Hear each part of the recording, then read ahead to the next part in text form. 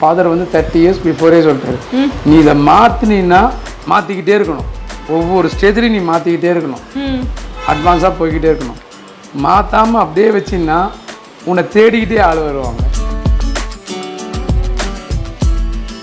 நீ தான் வெட்டணும்னு சொல்லிட்டு எனக்கு தலையை கொடுத்துட்டாரு.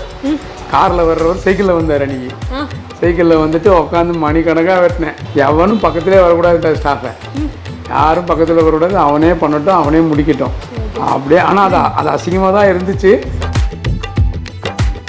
ஐயா காமராஜர் சார், கண்ணதாசன் சார், இப்போது நான் ரீசெண்டாக பண்ணிகிட்டு இருக்கிறது சிவகுமார் சாருக்கு, அப்புறம் ஏவிஎம் ராஜன் சார்ல பழைய அவருக்கு, அதுக்கப்புறம் Sivakumar sir, actor Sivakumar sir Suriya பொண்ணுக்கிட்ட கூட சொன்னார், பேத்திக்கிட்ட கூட சொன்னார், சின்ன பொண்ணு அப்போ அது, உங்கள் அப்பா கூப்பிட்டு போகிற கடையோட சூப்பராக வந்து அங்கிள் வெட்டுவார், வெட்டிக்கோ அப்படின்னாரு. இவ்வளோ லெஜெண்ட்ஸ் எல்லாருமே வந்துட்டு போன ஒரு ஷாப் இப்போ எப்படி நான் ரன் ஆகிட்டு இருக்கு?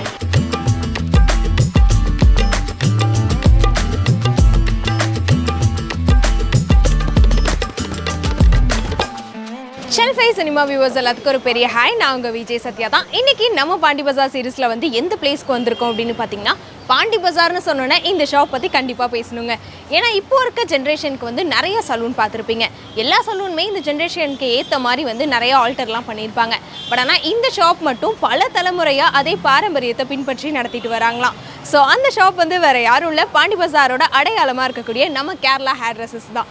இந்த ஷாப் பற்றின நிறைய இன்ட்ரெஸ்டிங்கான விஷயங்களை வந்து உள்ளே போய் தெரிஞ்சுக்கலாம். ஸோ நான் சொன்ன கேரளா ஹேர் ட்ரெஸ்ஸர் ஷாப்போட ஓனர் சந்தீப் அண்ணா கூட தான் வந்து இருக்கோம். அவர்கிட்ட இந்த ஷாப் பற்றி நிறைய இன்ட்ரெஸ்டிங்கான விஷயங்கள்லாம் வந்து கேட்க போகிறோம். ஹாய், நான் எப்படி இருக்கீங்க?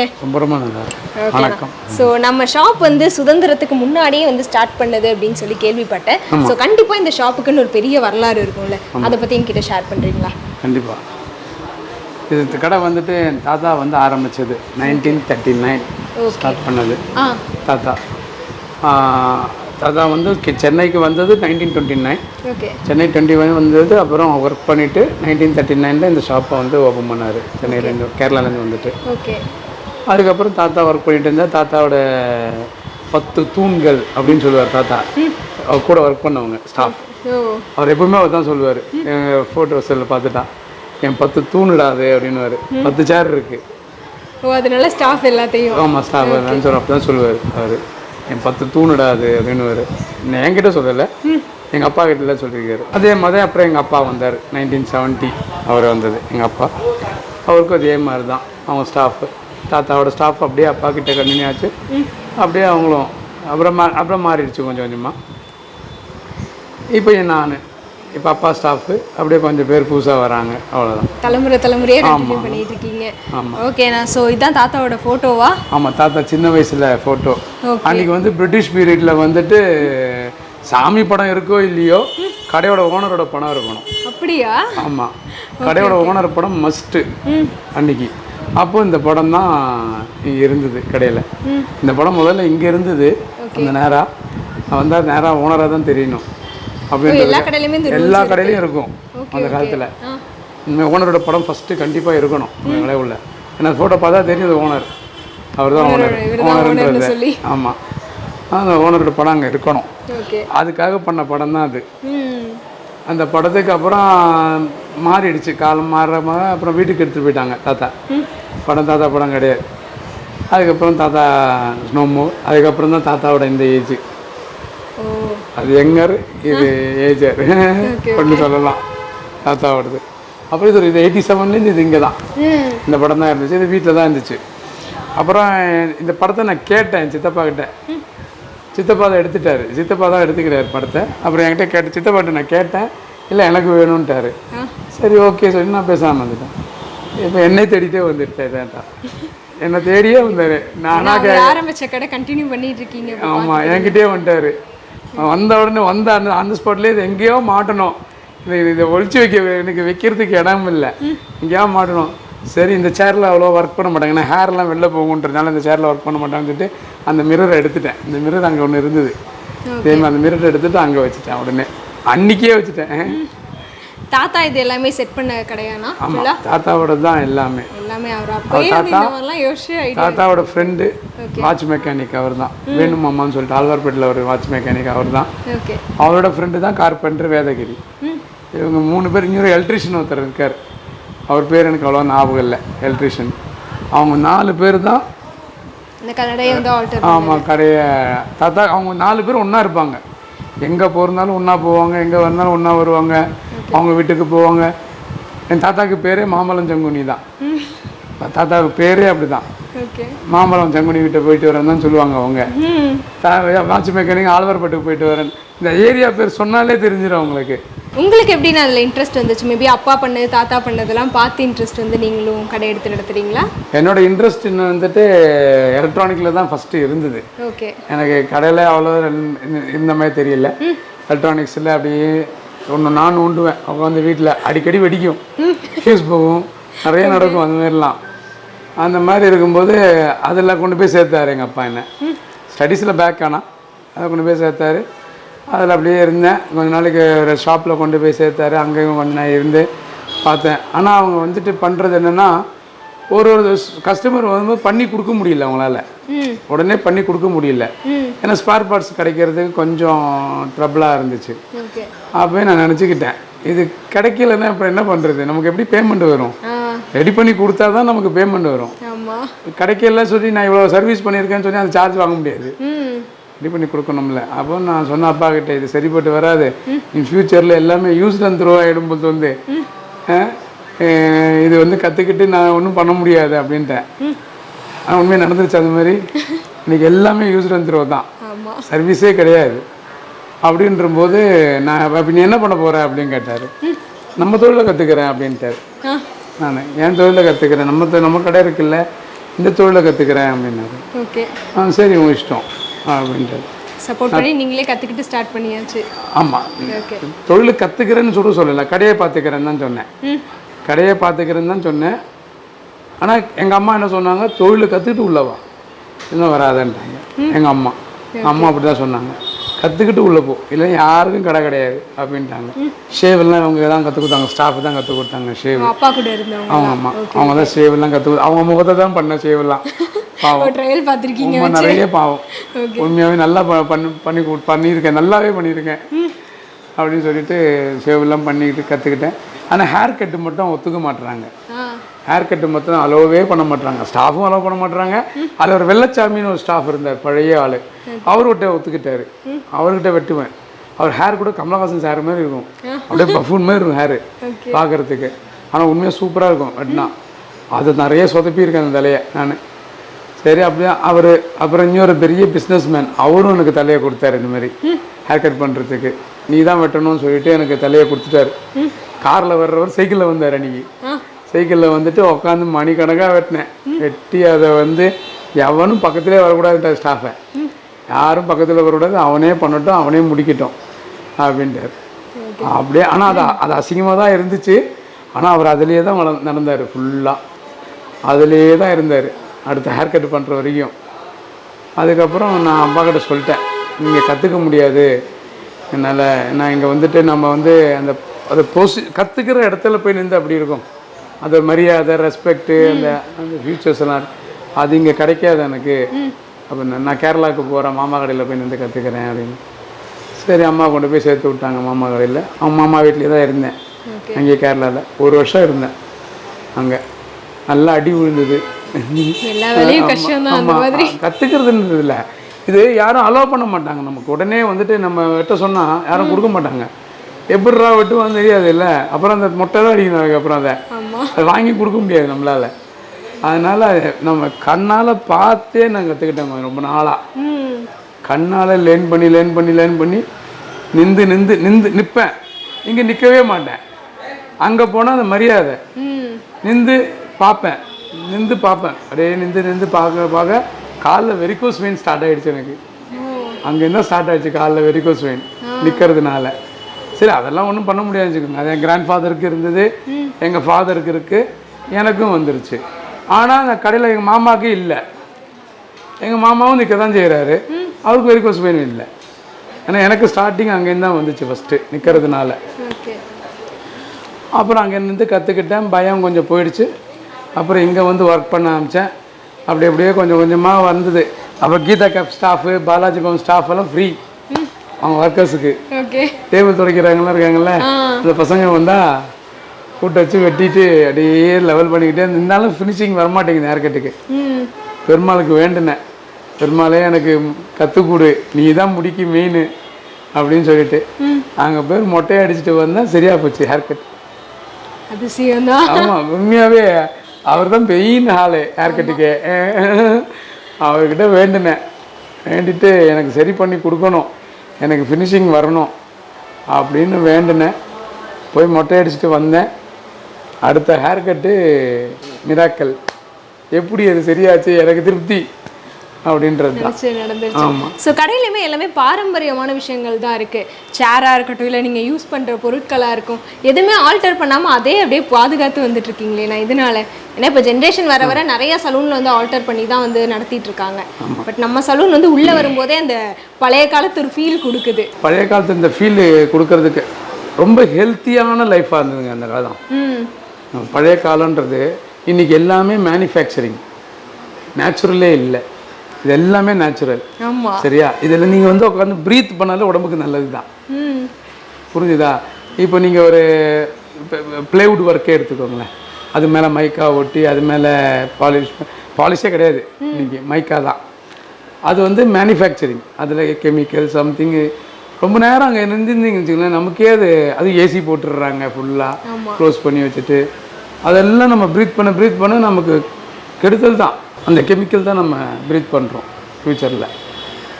அது வந்து எங்கள் அப்பாவுக்கும் பிடிக்கல சுத்தமாக. எங்கள் ஃபாதருக்கும் அந்த ப்ளைவுட் ஒர்க்குனாலே நாங்கள் யோசிப்போம், இந்த ஃபால் சீலிங்கே எனக்கு ப்ளைவுட் தான். ஆனால் வேறு வழி இல்லை, அந்த இடத்துல நம்ம மரத்தால் பண்ண முடியல இன்றைக்கி இருக்கிற ஸ்டேஜில்.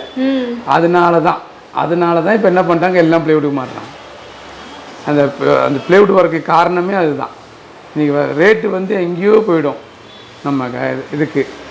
அதனால் நான் இப்போ இதை எடுக்க போகிறேன், ஃபால் சீலிங் எடுத்துருவேன். எடுத்துட்டேன்னா அது மேலே மெட்ராஸ் டெரஸ் தான் இருக்குது. அது உண்மையாக அழகாக இருக்கும் பார்க்குறதுக்கு, நேச்சுரலாகவே இருக்கும் பார்க்குறதுக்கு. அது ஃப்யூச்சரில் நான் எடுக்க போகிறேன், நான் எடுத்துருவேன். எடுத்துகிட்டு எல்லாத்தையும் கொஞ்சம் சேஞ்ச் பண்ணுற பிளானில் தான் இருக்கேன். எல்லாத்தையும் இதே ஓல்டு கெட்டப் தான், அந்த ஓல்டு இன்னும் ஓல்டு ஆக்கிறது தான் பார்க்குறேன். இல்லை இதுவே ரொம்ப அழகாக தான் இருக்கு. ஏன்னா சேர்லாம் பழசாகாமல் இன்னுமே நீங்கள் இந்த ஃபால் சீலிங் எடுத்தீங்கன்னா இன்னும் அழகாக இருக்கும். உள்ள இந்த தராய் கட்ட போகும் உள்ள அந்த பில்டிங். அதே மாதிரி இந்த பில்டிங்குள்ளே ஹீட்டே இருக்காது. நீங்கள் அதே ஏசியை போட வேணான்ற இந்த பில்டிங்குள்ளே ஹீட்டே இருக்காது. நீங்கள் இன்னொரு வீட்டுக்குள்ளே போய் பாருங்கள், உங்கள் வீட்டிலே வச்சுக்கோங்களேன், செம்ம சூடு இருக்கும். காரணம் என்ன, சிமெண்ட்டு, அயர்ன், இதெல்லாம் தான்.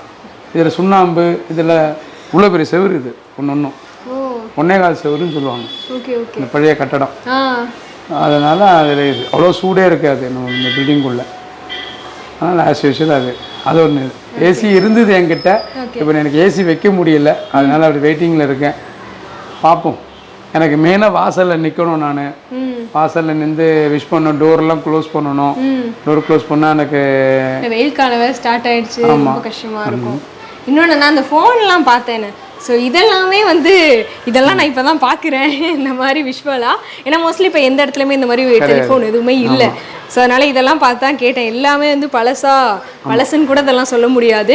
ஸோ ஏதோ மியூசியம் அந்த மாதிரி ஒரு ஃபீல். எல்லாமே ரொம்ப அழகான பொருட்களா. இதுவுமே அதே மாதிரி ரீசன் தானா? ஆமாம்மா, கிராண்ட் ஃபாதர் பீரியடில் 71 வந்தது இந்த ஃபோன். 71 எனக்கு தெரிஞ்சு இந்த ஃபோனு வந்து இன்னைக்கு இருக்க ஃபேமஸ் ஆர்டிஸ்ட் அத்தனை பேரும் எடுத்திருப்பாங்க. ஏன்னா அவங்க எல்லாம் இங்கே இருந்தவங்க தான்.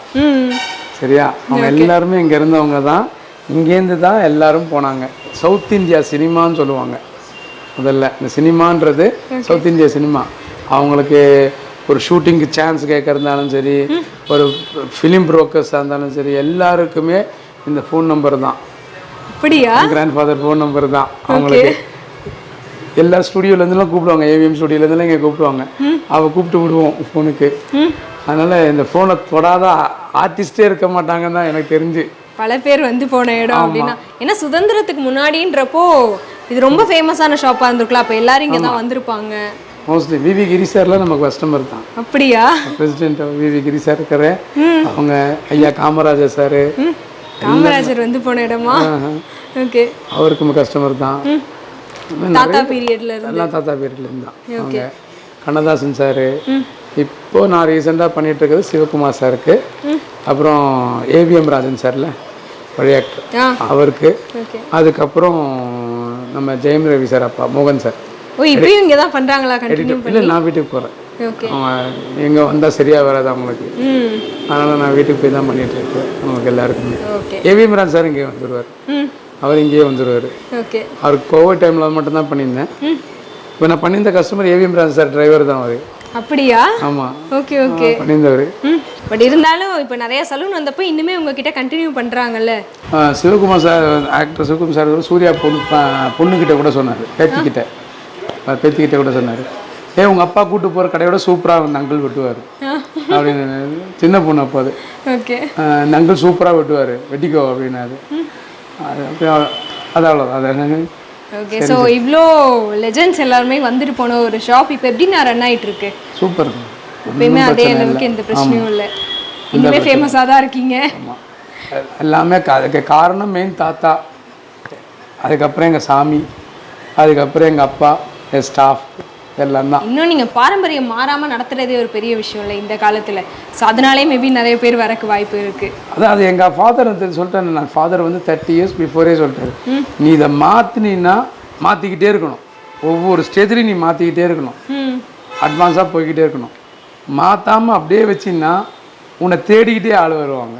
ஸோ பாண்டி பஜார் சீரிஸ் அப்படின்னு சொல்லி நம்ம பாண்டி பஜார் தான் எக்ஸ்ப்ளோர் பண்ணிகிட்டு இருக்கோம். பாண்டி பஜார்னு சொன்னோடனே கண்டிப்பாக நம்ம ஷாப் பற்றி வந்து பேசியே ஆகணும் அப்படின்றக்காக தானே. நீங்கள் வந்து தாத்தா பீரியட்லேருந்து தாத்தாவோட காலத்தை பார்த்துருப்பீங்க, அப்பாவோடது நீங்கன்றப்போ இத்தனை ஜென்ரேஷனாக நீங்கள் பார்த்துட்ருக்கீங்கல்ல. ஸோ அப்போ இருந்த பாண்டி பஜார் வந்து எப்படி இருக்குது, இப்போ இருக்க பாண்டி பஜார் எப்படி இருக்குண்ணா? தாத்தா காலத்தை நான் பார்த்ததில்லை. Okay.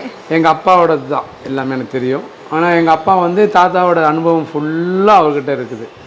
Our A to Z என்ன பண்ணியிருக்காரு, கடைக்குள்ள எல்லாம் செஞ்சுருக்காருன்றது எல்லாமே அவருக்கு தெரியும். ஓகே.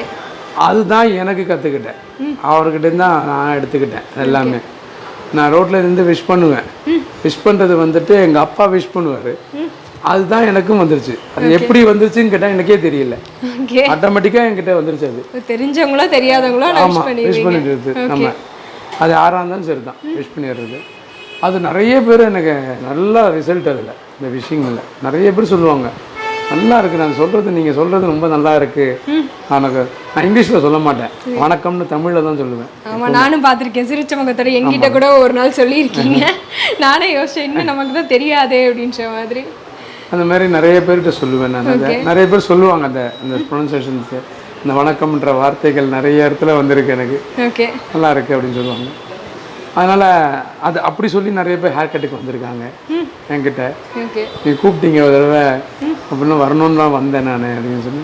சார் இப்போ நானே மறந்துடுவேன் விஷ் பண்ணதை, அவங்க ஞாபகம் வச்சுருப்பாங்க. எனக்கு நான் ஒரு நாளைக்கு 1000 பேருக்கு விஷ் பண்ணிகிட்டு இருக்கிறேன், டக்குன்னு எனக்கு நான் கெஸ் ஆகாது.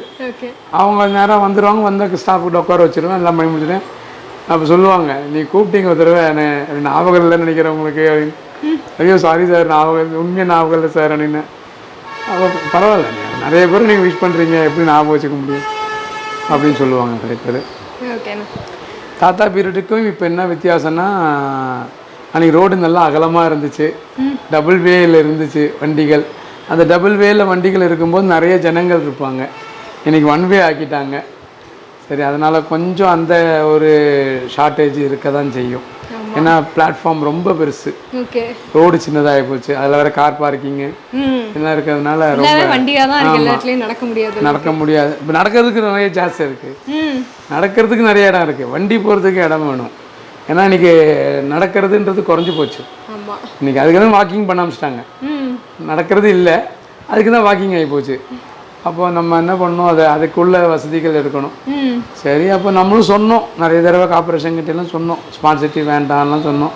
அவங்க இல்லை டெவலப்மெண்ட்டுன்னு ஒன்று இருக்கணுமே அப்படின்னு சொல்லிட்டு பண்ணாங்க. அது பரவாயில்ல, உண்மையாகவே நல்லா தான் இருந்துச்சு. ஸ்டார்டிங்லாம் வரும்போது நல்லா தான் இருந்துச்சு. இப்போ இந்த மெட்ரோ ட்ரெயின்னால தான் கொஞ்சம் டஃப்பாக இருக்குது. இன்னும் கொஞ்சம் டஃப்பாக இருக்கிறது காரணம் இந்த மெட்ரோ ட்ரெயின் ஒர்க் நடந்துகிட்ருக்கு, அதனால தான். அது வந்துருச்சா இன்னும் கொஞ்சம் நல்லாயிருக்கும். மெட்ரோ ட்ரெயின் ஒர்க்கு முடிஞ்சிச்சுன்னா இப்போ எப்படியும் பாண்டி பஜார் தான் இன்றைக்கி. ஏன்னா இதுதான் ஃபஸ்ட்டு கமர்ஷியல். நீங்கள் தமிழ்நாட்டிலே சொல்ல போனால் இதுதான் கமர்ஷியல் ஃபஸ்ட்டுன்னு சொல்லலாம். இது கமர்ஷியலுக்காகவே ஓப்பன் பண்ண இடம் அது. அதனால் கமர்ஷியலுக்காக ஓப்பன் பண்ண பில்டிங் தான் இந்த மாதிரி பில்டிங். இதில் கமர்ஷியல் தான் வரணும், வீடு கட்டக்கூடாது. அந்த வறண்டாவும் அதே தான். அது வறண்டா கிடையாது, பேசேஜ். பிரிட்டிஷ் பீரியடில் கட்டும்போது பப்ளிக் நடந்து போகிறதுக்குள்ள பேசேஜ். அது வெயிலில் மழையில் நனையாமல் நடந்து போகணும், அதுக்குள்ளே பேசேஜ். அது இன்றைக்கி நான் பேசேஜாக தான் வச்சுருக்கேன். நான் நிறைய பேருக்கு பப்ளிக் ஹெல்ப் பண்ணுவேன், பேக்கெல்லாம் வைக்கிறதுக்கு. அவங்களோட பக்கத்துக்கு ஸ்டாஃப் எல்லாம் வைக்கிறாங்க, பேக்கெல்லாம் வைப்பாங்க, எல்லாம் வைப்பாங்க. இப்போ இந்த கார் பார்க்கிங்கில் இருந்தாங்க பசங்கள்லாம், அவங்க பேக் வைப்பாங்க.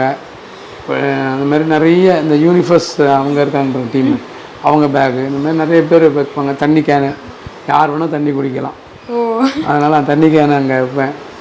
அதனால் அந்த மாதிரி இது அது இன்னும் எங்கள் அப்பா என்ன பண்ணார் அதுதான், தாத்தா என்ன பண்ணார் அதுதான் நானும் இப்போ தான் பண்ணிட்டுறேன். எங்கள் அப்பா வந்துட்டு இந்த புக்ஸ் எல்லாம் நியூஸ் பேப்பர்லாம் இருக்குல்ல, அவங்கெல்லாம் வந்து வைப்பாங்க நியூஸ் பேப்பர்ஸ் எல்லாம் ஒரு காலத்தில். இப்போ அவங்க வந்து எடுத்துட்டாங்க. இப்போ நாங்களும் டைம் கொஞ்சம் சேஞ்ச் ஆகிடுச்சு எங்களுக்கும். ஏர்லி மார்னிங்லாம் இப்போ யாரும் வரதில்லை, கஸ்டமரும் கொஞ்சம் சேஞ்ச் ஆகிட்டாங்க. அந்த என் கிராண்ட் ஃபாதர்லாம் 4 o'clock கடை திறப்பார். 4 மணிக்கு கடை திறக்கும் போது கஸ்டமர் வந்து சொல்லுவாங்களா தாத்தா கிட்ட 3 மணிக்கு திற சங்குனின்னு வாங்கலாம். 3 மணிலேருந்தே ஸ்டார்ட் பண்ணிடுவாங்க ஃபுல்லாக. 3 மணிக்கு தான், 3 மணிக்கு திறக்க மாட்டாங்க, 4 மணிக்கு தான் வந்துடுவாங்க. 3 மணிக்கு திறக்க சொல்கிறாங்க கஸ்டமரு. அது நடக்காதுன்னு தெரியும். அப்புறம் அது அப்படியே தான் மாறிட்டே தான் இருந்துச்சு. என்கிட்ட வரும்போது 6 மணிக்கு திறன்றாங்க. பஸ்ஸை பிடிச்சி வரணும்ல ஸ்டாஃப். நாங்கள் எழுந்து அப்படியே வர முடியாது, நாங்கள் குளித்து எல்லாம் பண்ணி முடிச்சுட்டு தான் நாங்கள் வர முடியும். நம்ம எழுந்து அப்படியே வர முடியாதுல்ல, அது ரொம்ப நல்லா இருக்காது தொழில் செய்கிற இடத்துல. அப்போ அவங்களோட வேலைகள்லாம் முடிச்சுட்டு வரும்போது பஸ் ஸ்டாண்டில் வரும்போது பஸ் எடுக்க மாட்டுறாங்க. ஏன்னா அவங்களுக்கு பஸ்ஸில் கொஞ்சம் ஓரளவுக்கு ஆள் ஏறினதுக்கப்புறம் தான் அவங்க எடுக்கிறாங்க. அப்போ அதெல்லாம் பார்க்கும்போது 7, 7:30 எடுத்து கடை திறக்கிறதுக்கு சில டைமில் கஸ்டமர் வந்து வாசலில் நின்றுடுறாங்க. எனக்கு ஃபோனும் அடிப்பாங்க சில டைமில். நானே கஸ்டமர் வீட்டுக்கு போய் சர்வீஸ் பண்ணி கொடுக்குறேன். நான் வயசானவங்களுக்கு, என்னோட கஸ்டமரே வயசாகிடுச்சு அவங்களுக்குலாம். அவங்களுக்குலாம் ரெகுலராக பண்ணிட்டு இருக்காங்க. ஆமாம், அவங்க வேறு எங்கேயுமே ஹேர் கட் பண்ண மாட்டாங்க, நான் வீட்டுக்கு போய் பண்ணி கொடுக்குறேன். சில பேருக்குலாம், சில பேர் இல்லை நிறைய பேர் இருக்காங்க. அது டர்னாக வச்சுருக்கேன். அதில் வெனஸ்டே, சாட்டர்டே, சண்டே மட்டும் போக மாட்டேன். மிச்சம் 4-5 நாளும் போவேன் நான் ஃபுல்லாக போய் பண்ணி கொடுத்துட்டு வந்துடுவேன். ஓகே, ஸோ நம்ம கடையில் ஒரு நாளைக்கு எத்தனை பேர் வருவாங்கண்ணா கஸ்டமர்ஸ் அப்படின்றப்போ? அப்பாயின்மெண்ட் வாங்கி அந்த மாதிரியா இல்லை? அப்பாயின்மெண்ட்லாம் கிடையாது. நான் கேட்ட ஃபோன் பண்ணியே கேட்பாங்க என்கிட்ட, அப்பாயின்மெண்ட் இருக்கா சார்? உங்கள் கடைக்கு எதுக்கு சார் அப்பாயின்மெண்ட், வாங்க சார் அப்படின்னு. நான் ஒரே வார்த்தை இப்படி தான் சொல்லுவேன், உங்கள் கடைக்கு எதுக்கு சார் உங்களுக்கு அப்பாயின்மெண்ட்டு, நீங்கள் வாங்க சார் அப்படின்னுவேன். பேசியே கரெக்ட் பண்ணிடுறீங்க முக்கால்வாசி பேரை. பேசின்றது இல்லை, நம்ம இது வந்து அவங்களுக்காகத்தான் நம்ம சர்வீஸ். மோஸ்ட்லி இப்போ இந்த மாதிரி நிறைய பேர் பேச மாட்டாங்களே, பேசுறதே கொஞ்சம் கம்மியாக தான் இருக்குது. ஆமாம், அப்படின்றப்போ நீங்கள் அந்த வெல்கம் பண்ணுற விதத்துக்காகவே கண்டிப்பாக நிறைய பேர் வரக்கு வாய்ப்பு இருக்குது. நமக்கு அதுதான், நம்மளாம் வந்துட்டு பேசலைன்னா நமக்கு ஒன்றுமே நடக்காது, எதுவுமே மூவ் ஆகாது பேசலைன்னா. அதனால் நம்ம பேசணும்.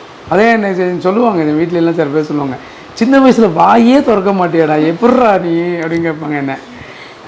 அந்த மாதிரி இருந்த நான் அதான் நமக்கு தேவை வரும்போது நம்ம இறங்கி வேலை செய்ய ஆரம்பிச்சிருவோம்ன்றது அதுதான். ஓகேண்ணா, ஸோ எவ்வளோ நான் வந்து பேமெண்ட்லாம் வாங்குறீங்க இப்போ நம்ம கடைக்கு வந்து ஹேர் கட் பண்ண வந்தால்? எவ்வளோ? எனக்கு ஃபிக்ஸட் ரேட்டு கிடையாதுங்க நம்ம இதில் வந்துட்டு. நான் இப்போ வந்த டிரைவர் அவர் வந்து 100 rupees தான் வாங்கினேன், ஷேவிங்க்கு 50 rupees தான் வாங்கினேன். ஆனால் எல்லாருக்கும் அது வாங்கவும் முடியாது, சில பேரை பார்த்து அட்ஜஸ்ட் பண்ணி வாங்குவேன். ஆளுக்கு ஏற்ற மாதிரி தான். ஆமாம்மா, ஏன்னா எனக்கு வந்துட்டு கஸ்டமர் வேணும், பணம் வந்து 2வது தான். சரியா, எனக்கு வந்து வேலை தான் ஃபஸ்ட்டு. எனக்கு வேலை செய்ய தான் கடவுள் எனக்கு படைச்சிருக்காரு, நான் வேலை செய்யணும், பலன் வந்து எனக்கு வந்துடும், அவ்வளோதான். ஓகேண்ணா, ஸோ உங்கள் கடைக்கு வந்தது வந்து எனக்கு செம்ம ஹாப்பியாக இருக்குது. நீங்கள் சொன்ன மாதிரி இந்த இடத்துல நிற்கிறக்கே வந்து ஒரு மாதிரி வெளில அவ்வளோ ஹீட்டாக இருக்குது, இங்கே செம்ம பிளேஸாக இருக்குது. முக்கியமாக இந்த இடத்தெல்லாம் பார்க்குறப்போ, ஸோ நாங்கள் இந்த மாதிரிலாம் பார்த்தது இல்லைல்ல உட்ல அந்த மாதிரி, ஸோ பார்க்குறப்ப சீரியஸ்லி ரொம்ப நல்லா இருக்குது. நீங்கள் மாற்றாமல் இருக்குது, உங்ககிட்ட பேசுனதே நல்லா இருக்குன்னு சொல்கிறேன். ஏன்னா வந்து இப்போ இந்த மாதிரி சிரித்து பேசுகிறக்கான ஆட்கள் இல்லை அப்படின்றப்போ கஸ்டமரே கடவுளாக பார்த்து ஸோ ஒரு சர்வீஸ் பண்ணிட்டு இருக்கீங்கன்றப்போ பெரிய விஷயம் தான். இனிமேல் எங்கள் கடை வந்து இன்னும் நான் பெரிய ஆளாகி வயசாகிற வரைக்குமே இந்த கடை இதே மாதிரி தான் இருக்கும்னு நினைக்கிறேன். ஸோ நிறைய பேருக்கு இதே மாதிரி சர்வீஸ் பண்ணுங்கண்ணா. அதே மாதிரி இந்த செட்டப்லாம் மாற்றாம இன்னும் மேலே மாத்துறேன்னு சொல்லியிருக்கீங்க. ஸோ நானும் வந்து பார்க்குறேன் இருக்குன்னு சொல்லிட்டு. அதை மாத்திரன்னா இன்னும் பழசாக தெரியும். ஓகே. ஸோ அதை பார்க்கறக்கு நானுமே வந்து வெயிட் பண்ணிட்டு இருக்கேன். ஏன்னா ஆல்ரெடி இந்த செட்டப்பே செம்மையாக இருக்குன்றப்போ அண்ணன் மேலாம் மாற்றி இன்னும் கொஞ்சம் ஓல்டாக மாத்துறேன் அப்படின்னு சொல்லியிருக்காரு. அண்ணா நம்ம கடையில் வந்து ஹேர் கட் தவிர வேறு என்னென்ன சர்வீஸ்லாம் பண்ணிட்டு இருக்கீங்க? எனக்கு வந்து மெயின் வந்துட்டு hair cut, shave, head massage. Okay. இதுதான் என்னோட மெயின். இந்த மூணுமே உங்கள் காசுக்கு ஒர்த்து. சரியா? இந்த மூணுமே. மற்றதெல்லாம் வந்துட்டு எனக்கு அவ்வளோ இது இல்லை. இப்போ ஒரு க்ரீம் எடுத்து நம்ம முகத்தில் இப்படி போட்டு தேய்க்கிறதுனால அந்த நேரத்துக்கு க்ளோவாக இருக்கும். நான் என்ன சொல்கிறேன், இந்த குக்கும்பர் வாங்கி சாப்பிடுங்கன்னு. ஓ, ஃபேஷியல் பண்ணலாம் வருவாங்களா? ஆமாம். ஓகே. ஃபேஷியல் பண்ணுறது நம்ம என்னதான் இருந்தாலும் இந்த க்ரீம் எடுத்து தேய்க்கிறது அது ஒரு 2 நாள் தான். நீங்கள் இந்த குக்கும்பரை டெய்லி வாங்கி சாப்பிட்டு பாருங்கள், அதோட எஃபெக்டே வேறு. இப்போ பப்பாயா எடுத்தோன்னா பப்பாயா சாப்பிடுங்க. நிறைய அந்தமாரி நிறைய விஷயங்கள் நான் அப்படி தான் சொல்லுவேன். சரிது, எனக்கு தேவை மெயினாக நான் வந்து கஸ்டமர்கிட்ட கேட்குறதே வந்துட்டு இந்த 3 தான். Hair cut, shave, head massage. இதுதான் எனக்கு அதிகமாக கஸ்டமர்ஸ் வந்து எதுக்காக நான் வருவாங்க?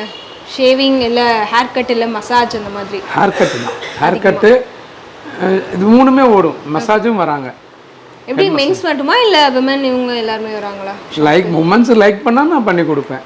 ஓகே. அவங்க ஹஸ்பண்ட் வராங்க, பிரதர்ஸ் வராங்கன்னா அவங்க கூட வந்துட்டாங்க. ஹெட் மசாஜ், ஃபேஷியல் மட்டும் பண்ணி கொடுப்பீங்க? ஹேர் லேடிஸ்க்கா?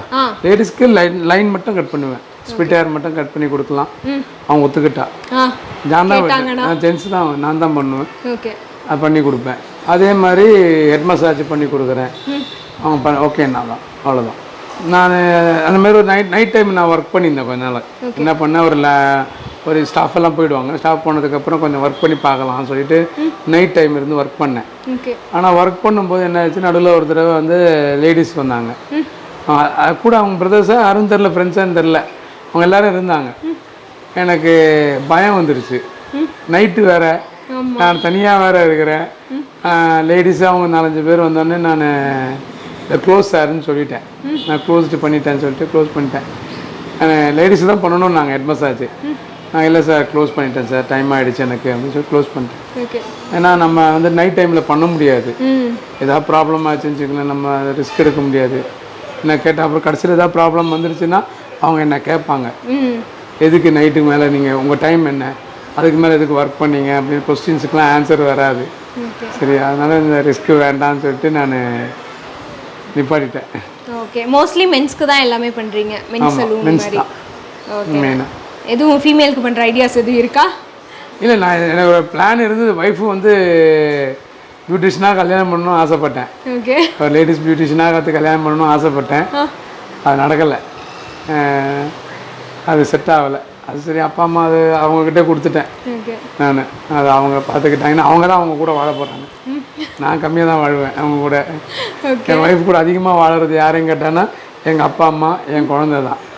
நான் காதாலாம் வந்தால் இங்கே வந்துடுவேன். எனக்கு எல்லாமே என் குழந்தைங்கள்லாம் அவங்க தான், என் ஸ்டாஃபு தான். அதனால் அவங்க கூட தான் நான் ஃபுல்லாக இருக்கிறது. அதனால் அவங்க தான் பார்த்துக்கிறது. அதனால் அந்த அவங்க செலெக்ஷனில் போகிறதுனால அது பிரச்சனை இல்லாமல் ஹாப்பியாக போகுது ஹோமும் நமக்கு. நான் இங்கே மெயினாக டென்ஷன் இல்லாமல் ஷாப்பை பார்க்க முடியுது என்னால். ஒய்ஃப் ஹவுஸ் ஒய்ஃப் தான். ஆனால் அப்பா அம்மா பார்த்துக்கணும் மெயினாக எனக்கு. இல்லை, என்ன பார்த்துக்கிட்டாங்க அவங்க, அதேமாதிரி அவங்களையும் பார்த்துக்கணும்ல நான். எனக்கு ஒரு பொண்ணு, அப்பா, இப்போ எங்கள் அம்மாவும் 3 குழந்தை தான். 3 பேரும் எனக்கு குழந்தை தான். ஓகேண்ணா. ஸோ மேபி நடந்திருந்தா வந்து கேர்ள்ஸ்க்கும் ஸ்டார்ட் பண்ணியிருப்பீங்க. கண்டிப்பாக. அது இல்லை, ஃப்யூச்சர் என் கிராண்ட் ஃபாதருக்கு இஷ்டம் கிடையாது. அவங்களுக்கு மென்ஸ்க்கு மட்டும்தான் பண்ணுறேன். மென்ஸுக்கு பண்ணுறதுதான் ஐடியா இருந்துச்சு. கேர்ள்ஸு பண்ணக்கூடாதுன்னு அவர் சொல்லுவார். எங்கள் பாட்டியெல்லாம் இந்த பிளாட்ஃபார்ம்லேயே நடக்க மாட்டாங்க. என் பாட்டியெல்லாம் இந்த பிளாட்ஃபார்முக்கே வர மாட்டாங்க. அந்த பக்கம் ரத்னா ஸ்டோர் பிளாட்ஃபார்மில் தான் நடந்து போவாங்க. அவர் ரத்னா ஸ்டோர் ஓனர்லாம் கேட்டிருக்காரு எங்கள் பாட்டியை பார்த்துட்டு, என்ன அந்த பக்கம் போகாமல் இந்த பக்கம் போகிறீங்க அப்படின்னு. அதெல்லாம் ஒன்றும் இல்லை அப்படின்வாங்க. அது அப்போ தெரியும், திட்டுவார் தாத்தாண்டு. வரக்கூடாது, அதனால் போகக்கூடாதுன்னு தான் அப்படி போவாங்க. இருந்துச்சு. அப்புறம் ஃபியூச்சரில் எங்கள் அம்மா வரும்போது எங்கள் அம்மா நடந்து போயிருந்தாங்க இந்த பிளாட்ஃபார்மில். அப்போ கடைக்குள்ளே வரமாட்டாங்க அம்மா. எங்கள் அம்மா கடைக்குள்ளெல்லாம் வரமாட்டாங்க, அப்படின்னு நடந்து போவாங்க. இப்போ என் ஒய்ஃபு வறண்டாவில் உட்காந்துருப்பா, உள்ளே வரமாட்டாங்க. வாசலில் அந்த வறண்டாவில் ஸ்டூல் இருக்கு பாருங்க, வந்தாங்கன்னா அங்கே உட்காருவாங்க. எப்படி ஸ்டேஜ் மாறுது பாருங்க. ஆமாம், அங்கேருந்து இங்கே வரைக்கும் இப்போ வராண்டா வரைக்கும் வந்திருக்காங்க. தேங்க்யூ ஸோ மச்ண்ணா. தேங்க்யூ. தேங்க்யூ. நன்றி. ஸோ இதே மாதிரி இன்ட்ரெஸ்டிங்கான வீடியோஸோட உங்களை வந்து சந்திக்கிறேன். அது வரைக்கும் உங்ககிட்ட டாடா பை சொல்லிக்கிறது நான் உங்கள் விஜய் சத்யா.